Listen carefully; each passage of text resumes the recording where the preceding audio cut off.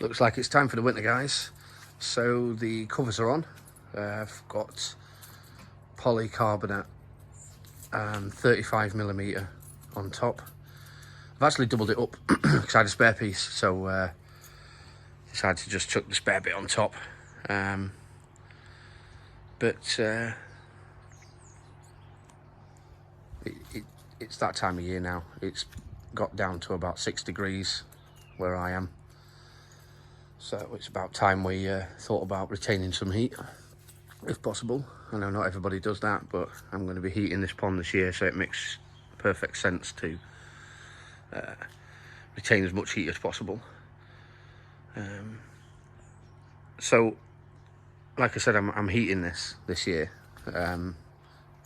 It's year 1, and I've got a heater, and it's installed. Here it is, down the side of my filter house, a Crystal Enterprises 9kW heater. My pond's only about 6,500 litres, so this is perfectly adequate. The noise you can hear it making at the moment is actually just a pump from inside the filter house. It's not actually on at the moment because it's at temperature, but it's not much. It's not much louder than that when it's actually on. You can hear it now. So, well, okay, that's it. Yeah, on the recommendation of Chris S&C Koi, I bought this polycarbonate sheet. It wasn't very much money, quite frankly. And I got him to cut the sheet in half because you had to buy a full sheet. So I got him to cut the sheet in half and I had this spare on top, this bit. So I had this spare, so I just decided just to double it up because I had it anyway. So otherwise it had just sat around in the garden somewhere. But it's maintaining a good 18 degrees at the moment. Fish seem to be quite happy. So back into the filter house, and I was gonna kind of film putting this on, but the reality is that it was so difficult to get on without taking the thing off the wall. My Tempest is on. If you've seen these brackets, one there and one just down there, and so I bought those, and it mounts the Tempest really close to the wall. So I'm not using the Tempest as a mechanical filter. I've got a Burtons drum filter for that. That's my BD 300 there. I actually use it for the final polish of the water, so I'm not really using it for, I suppose in a way I am using it for mechanical filtration, but I'm not using it as a primary mechanical filter like some people do when they use it as part of a you know, a backy shower or whatever. So my circuit kind of comes in. On these two lines. There's a 4-inch drum inlet. That's a rodding point. So I've got a standpipe and then a rodding point. And then there's a 3-inch for the skimmer, which is also roddable. If anybody's building a pond at the moment, I highly recommend doing it something like this. So you've got I'll just move back a little bit. So you've got a standpipe for both your skimmer and your bottom drain. I mean, I haven't cleaned them out this year because this is year 1. So, but next year I'll get a Karcher drain cleaning line thing and stick my jet washer down it. Probably even using water out the pond, kind of dunk the jet washer pipe into the pond. Anyway, so as you can see, it comes in. There's 2 slide valves. I know not everybody like those, but I get on with them pretty well. They work okay for me. Ignore my old airline that I'm not using anymore. So then they just go into the side of the drum. So I can purge this actually by essentially closing these 2. Allowing the pump to kind of empty the rest of the filter, and then once the filter's empty is open the two slide valves again and allow the air to kind of rush in. So and then I've got a waste outlet plumbed in just here, there, that blue valve that's all obviously closed at the moment, which kind of just directs water out the drum directly down the drain that I've had fitted. So you can kind of see just about there. So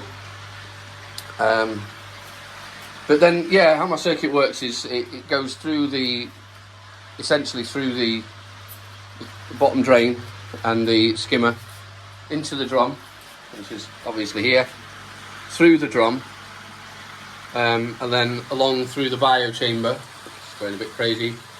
Got a bit of a dead spot in the corner there, so I just need to move the air stones around again. It then comes out of the drum into a 20,000 pump. I've then got my heater circuit there, so there's the inlet to the heater at the bottom and the outlet from the heater at the top. I can isolate that. I can isolate that here.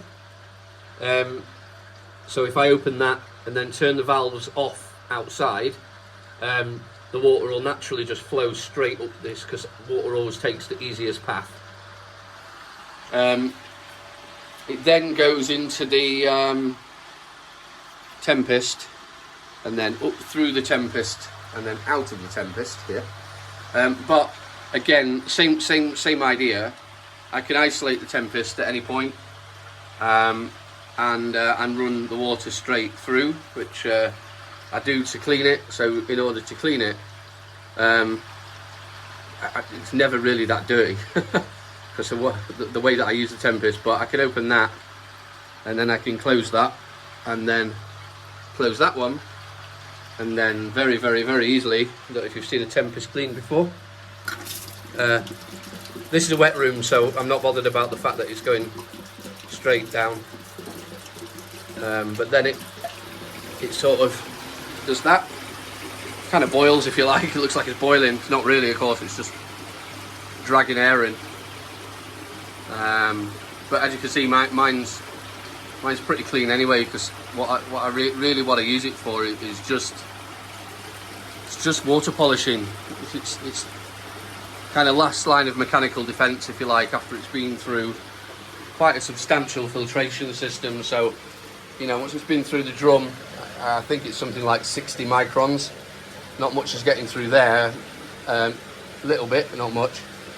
And then this chamber is almost always very, very, very clean, because I've got a UV in here as well. So obviously it's switched off at the moment, but there's a UV in here. And then by the time it gets to the Tempest, it's pretty, you know, it's pretty clean anyway. So yeah, I don't usually. I don't clean it out very often, because there's not a lot in it.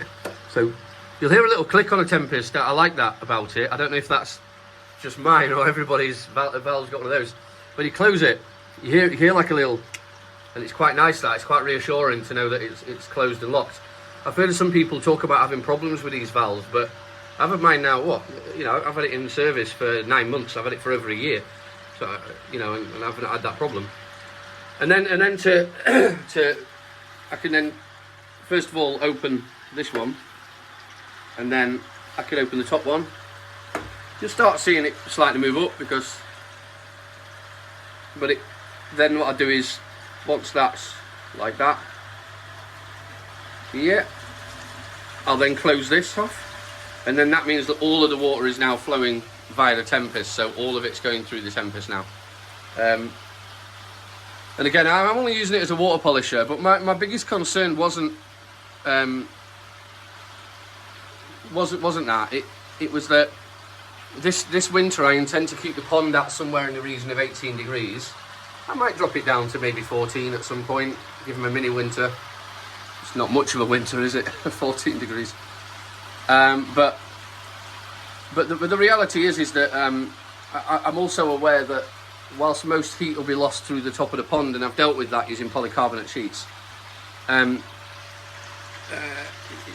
we're also going to get some of it lost through this Tempest that's got, you know, however many litres in it. I've not measured it, but I guess it's a substantial amount. And so I bought this cover off a chap on a Facebook group. I'll put a link in the video description to where I found him. So if you guys want a Tempest cover, or you're using your Tempest outside or whatever, you're going to be losing quite a lot of heat in that Tempest, particularly if you're using it outside and it's above your pond and it's feeding the shower. So I do recommend it. This one here is made out of the same stuff that they make wetsuits out of, apparently. So hopefully that should be pretty insulating. And it fits kind of well as well. You know, you don't need to do anything really other than kind of just zip it up. That's it. So I'm quite happy with that. You could tell I've also lagged all my pipes as well, or not all my pipes, but I've lagged a proportion of my pipe work, because I read somewhere, and I'm not a plumber, although my dad is. I'm not. I read somewhere that up to 50% of the heat can be lost via the pipes alone. So I've actually lagged up the pipes as well. Again, I'm going to finish that off. It's kind of work in progress. My next concern is this. So there's quite a lot of water. Again, because my circuit goes out of the Tempest and then along here and then into this UV unit, I'm also kind of aware that there's a good chance that quite a lot of my heat, I mean, to be fair, not quite a lot, it'll be minimal now that I've lagged the pipes and I've sort of lagged the Tempest as well. And I'm lagging the pipes on the way out as well, so the pipes are lagged there as well. But you know, this thing, all the water runs through it. Every single bit of the water runs through that. So I'm also concerned and conscious that I'm going to lose some heat through that. So, you know, any ideas on kind of lagging that? But I don't want to, you know, I don't want to hide it, and I don't want to have to put a box around it. And it's not that I don't want to hide it; it's that I don't want to have to dismantle a box if I need to change a light bulb, a tube inside. I'm not sure how responsible this is, but I've had, you know, this is a brand new pond, and we've had a bit of new pond syndrome for a while. That's kind of gone now, nearly, well, almost completely. There's no ammonia, the tiniest trace of nitrite, and I mean, you know, it's so small. I'm not really worried anymore. But we've had no problems at all with anything else. You know, that you kind of expect in the first year would be, I don't know, parasites, bacterial. I don't really know. You know, a lot of people seem to have a lot of problems, and I've had absolutely none. And more than one person, in fact more than two people, so at least three, maybe four, have said, because I've got a UV on the inlet here, so the UV in a Burtons drum, actually, I don't know if you can just see it there, just there, it actually lives on the inside of the drum. So as the dirty water, if you like, the water comes in from the main drain, the bottom drain comes in, the water is subjected to the UVC, which kills a lot of, I mean, if you do research on UV, apparently it doesn't kill everything. It kills some things, but it seems to be killing enough off, certainly to stop me from getting any major algae problems. So I haven't had a huge algae problem. My moving bed is pretty it's pretty clean. Of course, when I look at it under a microscope, there's all sorts on there, loads of stuff on there. But so it's killing a lot there. But then, of course, by the time it goes through the system and eventually gets to this TMC unit, it's a 110 watt TMC unit, which is way overkill for my pond. 6,500 litres. It's quite small compared to a lot of the guys out there. I mean, mine's 1.25 gallons. Sorry, 1,250 gallons. Some people out there have got, thousands and thousands of gallons, and they use something like this. But I just thought,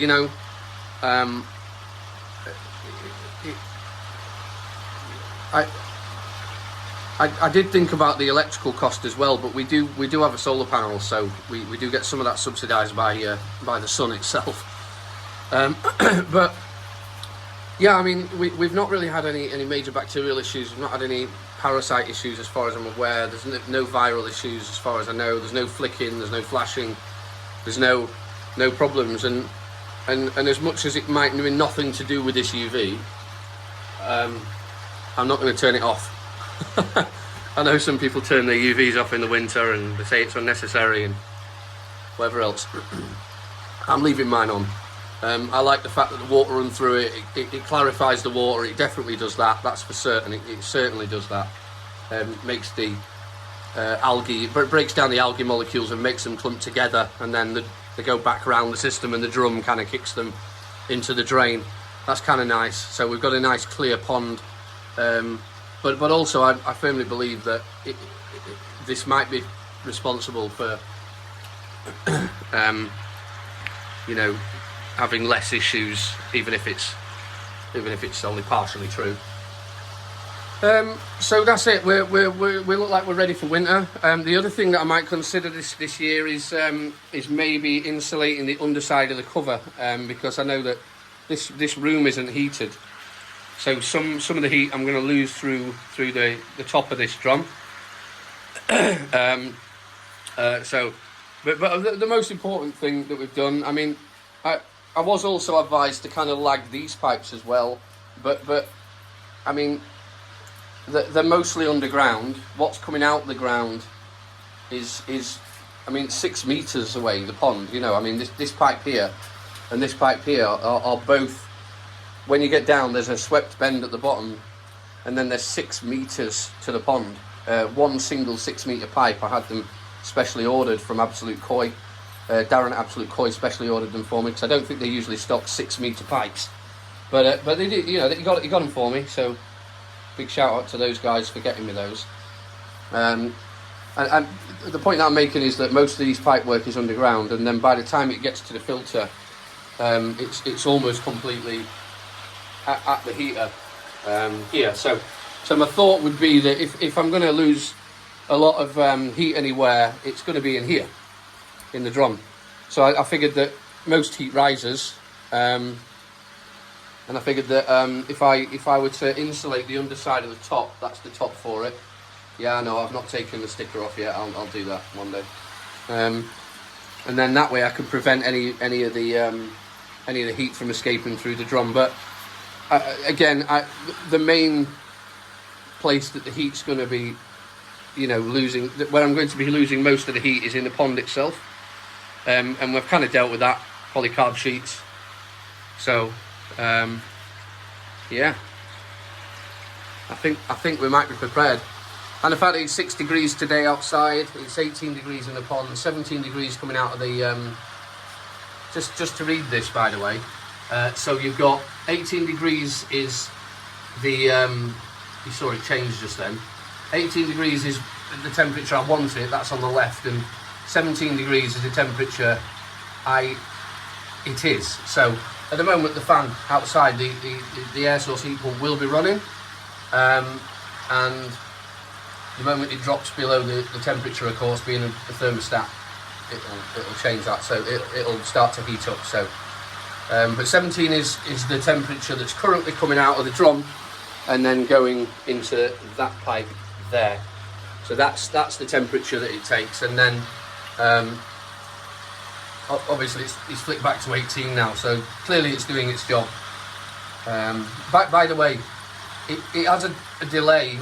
It won't just kick the heater in the moment that it goes to 17 like that. It won't do that. It'll wait a while. You know, it'll say, oh, it's been 17 degrees for, let's say, I don't know, 120 seconds. You know, let's get the heater on. So otherwise you've seen it go from 17 to 18, 17 to 18. It just be on, off, on, off, on, off, and it just doesn't do that. The other thing that you can program it to do on the heat pump is you can program it to say, I don't want you to come on until you're 2 degrees less than you should be. But I didn't like that idea. I thought the delay was better than that. The idea that it could get down to 16 degrees and then kick in. Then it's got a lot of work to do to get it back up 2 degrees potentially. So back out of the pond, just show you the polycarbonate sheeting again. This is actually really good stuff. It's you can see it's got multi-plies, 35mm polycarb. I'm going to get some more edge in this. I just put this on the front to kind of keep it stiff, because it does tend to sag. The sheet itself, by the way, is cut in a way that I can reverse it. So if it does sag in one direction, I can just turn it upside down and let it sag the other way.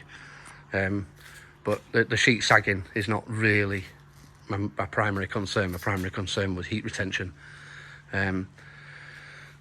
Anybody who's seen the videos before will know that there's a slightly smaller pond here. It's the same ecosystem. It's, you know, it's kind of, it has its own inlet, its own bottom drain, but it runs through the same system, and it kind of tees in. I'll explain that properly another day, but I didn't see really, there's nothing in there, so they don't need any light, so I just put some insulation over it for this year. If there's any, you know, if there's any fry next year, what I'll probably do is just get another polycarbonate sheet cut, do the same thing over there. But yeah, that's it. So winterized pond update.